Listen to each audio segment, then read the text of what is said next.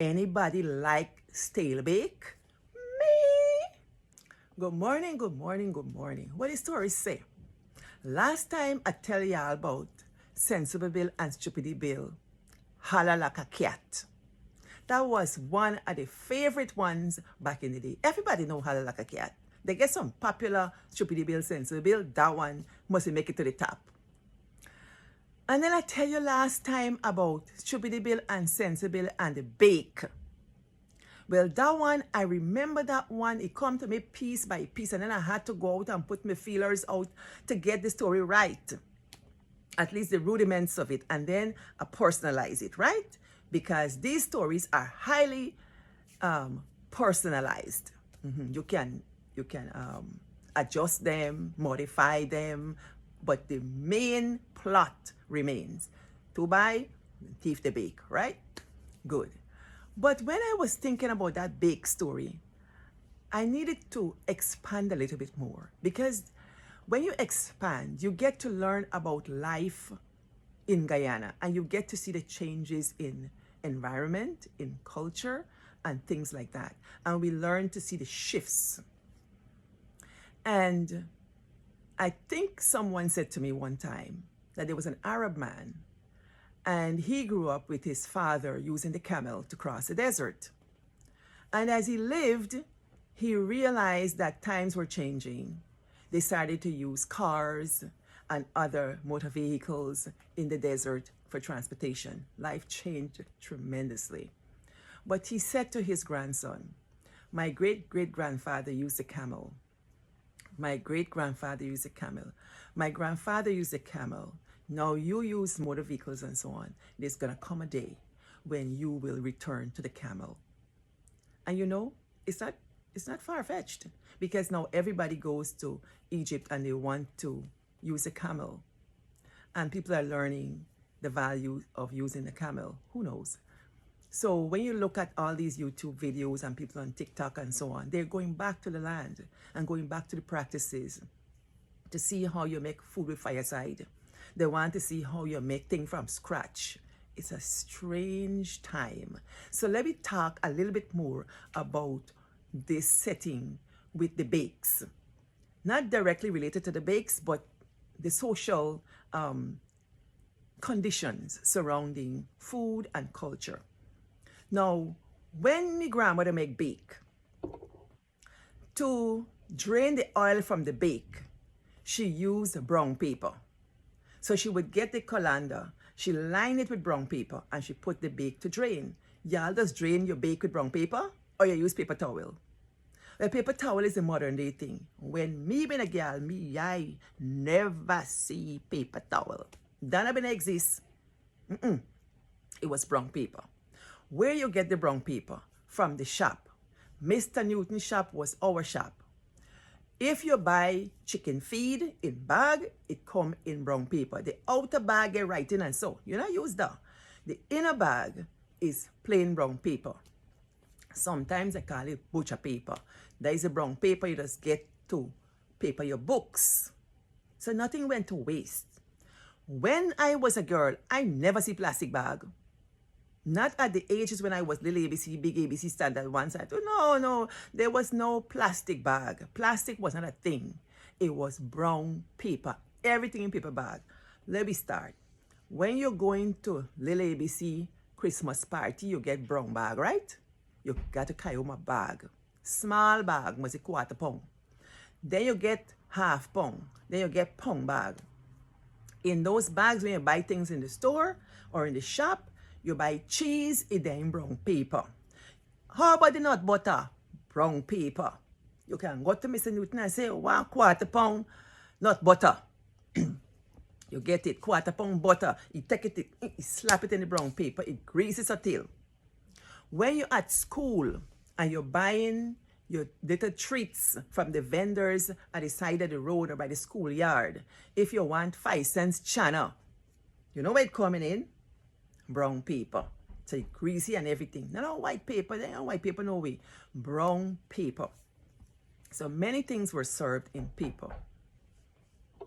Yeah, I'm back. I had to go downstairs. My neighbor kept knocking on the door. They brought me these mekons. It's like They're not oranges, they're not tangerines. They just call them mekons, and they're very popular in the winter. So it's nice and cool. Yeah. And when your house is heated, you cool down yourself with this. This is lovely. So yeah. So let's get back to the conversation. Let me see where I was. Okay, so we use brown paper in our recreational settings. So you buy food on the road. At party settings, you use it in the home. And this is how you use it. Like I said, your grandmother or mother or whoever, it was a common practice to use the brown paper to line containers, especially if you're cooking something oily. If you're doing fish, you're going to put it too. So my grandmother used to use the brown paper to line bigger containers. For example, her fish basket or bake basket. Now, back in those days, there were no fridges, or many people didn't have fridge. You had to be like rich to get a fridge. I used to live a lot with my grandmother, and I look back and I used to wonder, why was I always at my grandmother's house, it seems, when I was below 8 or so. And I figured out my mother had a baby every year. And so he sent me at my grandmother's house to live for a time. So that's how I know a lot about these old things from living with an old woman. So my grandmother had a basket. This basket used to be hung up in the rafters. You know, back in those days, the houses were bungalow, not on concrete house, this cement house, according to Babylon say America house, States house. This wasn't States house.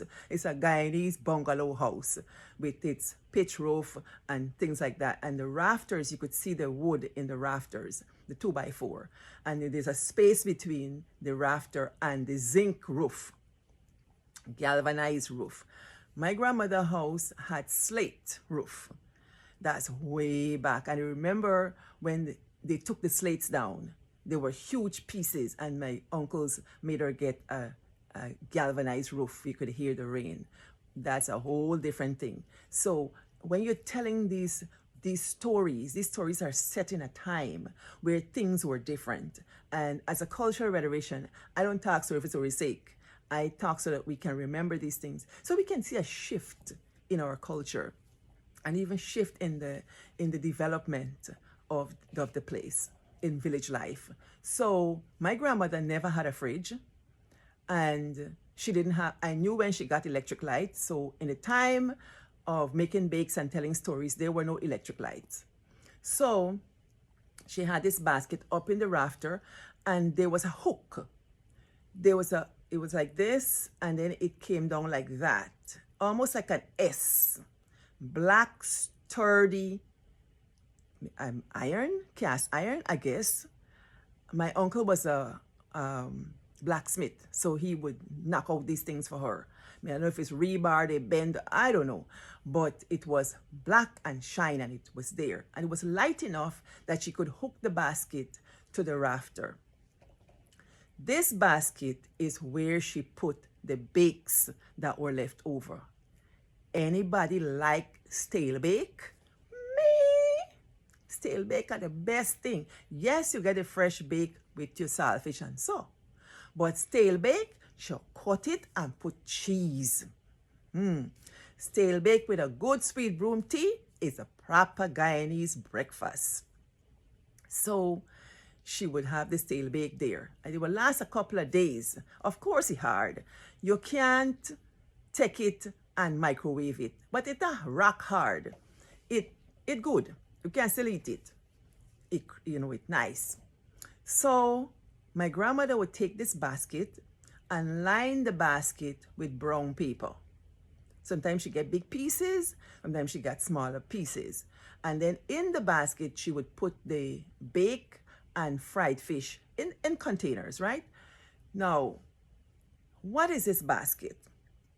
This basket wasn't something she purchased at a store. It was a basket she and other women made. So in the whole culture of food and bakes, you had an industry, right? So she would sit down with her neighbors or my great aunt Ivy, and they would make baskets. They would go to the back dam. It wasn't uncommon to see women coming from the back dam, down brush dam, with big bundles of sticks or reeds, these grass-like,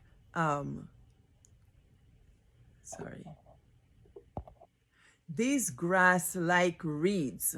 These reeds were from the grass family, almost like a bamboo, but they used to call it mokro.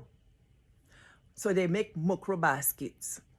I noticed my grandmother would sit down in the afternoons with her friend or Aunt Ivy or whoever, and they got knives and they would strip these reeds, the outer part. It's as if you're stripping bamboo. They were almost bamboo-like. And they would strip them, and they're pretty sharp, so little children got to keep away from it. And they would strip. There was a lady named Cousin Eva too. They would strip these things they used to make baskets to sell, but my grandmother would make. And when they stripped it, they would weave these baskets so that they could have it for the fish and for anything else, right? They would also make baskets, round ones, to take to the market with our sapadilla and whatever else. People get the big round baskets to put their fowls inside. But the fish basket and the big basket wasn't a round basket, was an elongated basket. You know, if I could find one on Facebook or somewhere to show you guys, I will. And it had a handle. So the hook would be there and they hang it up. Now, not just hang up. This hanging up was to keep it out of the hands of children. Children would like to go in there and thief the fish and thief the bait. They still did it anyway because children smart. They take bench, climb up, put their hand in and thief bait and fish. Or they jump up on one another's shoulder and do it. But the thing was to keep it out of the reach of the cats. Because back in the village you had a cat or a puss to keep the rat and mice away. So that was one of the reasons for hanging it up there. And because it was closer to the roof, you know, you got the heat and so on. Maybe it's preservation, I don't know. But when she hung it up there, she would also grease that rod, that hook. She would grease it with engine grease or maybe very thick Vaseline. Brown Vaseline. That's another thing used to come in brown people. If you go to get Vaseline for your hair, you know, we always got to grease the hair. So if you go to buy Vaseline at the shop or at Mr. Chandaban, he was a dispenser, you know, they take a thing, they dip out a set of brown Vaseline, brown grease, hard grease, and they slap it in the brown paper, roll it up, and give it to carry home, like that. So she would grease that. And why would she grease that? So no rat now run down this thing and come down into basket. Some of those baskets had cover. Yes. Yeah. It had cover. Yeah. Yeah. And then it also kept the ants away. Because when you live in country life, there's rodent, there's creatures, there's ants, there's roach, there's all kind of thing. So to keep the ants away from out of the basket, the grease was put there. Y'all remember those days? So, looking back, just telling the story about bakes will give us a whole gamut of life and times and material culture that people utilized back in the day. And we see the shift. I don't think people are putting up fishing basket these days. There are better ways for preserving and keeping food. If you put fish in a basket, you gotta time it well, because if you don't, the fish start get warm, you know. And let me tell you, the fish start to go off. Some of them don't throw away; they put it in the metagy. Yes, and that's when you start to get the run-ins and things because the fish going off. But bake is a whole different story. No matter what, children can eat bacon if it's hard or not. So we get to see how people work together. The blacksmiths made the hook, the women made the basket.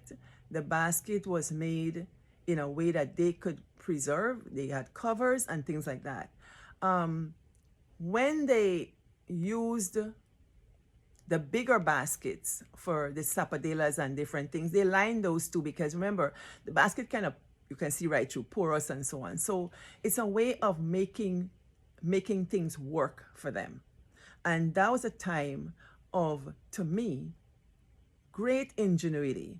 They had to deal with what they had to deal with, but they found ways around it that were very interesting to me. So I probably would like to have a class in basket weaving, the way they did it back in the day. Y'all would like that? That's a cultural thing that should be preserved in villages. A lot of people in different organizations work to do that. There's a place that contacted me in England, a preservation place, and they were going to give funds for preserving certain cultural artifacts. Maybe the basket is one of them that can be looked into. So that's my little spiel about bake. Am I missing anything else? Thank you so much for watching. Before you go, tell me where you're watching from. Also, tell me what resonated with you, what gave you the aha moment. Also, if you have stories of brown paper and bakes, I would love to hear them. This is an interactive show or program. It's called What is Story Say. I would want to hear from you. Don't forget to like, subscribe, and follow. It doesn't cost you anything to be on here. Just do it so that the algorithms could carry the videos further. We can get a wider viewership. The more, the merrier. Merry Christmas, and I'll talk to you soon. I walk good.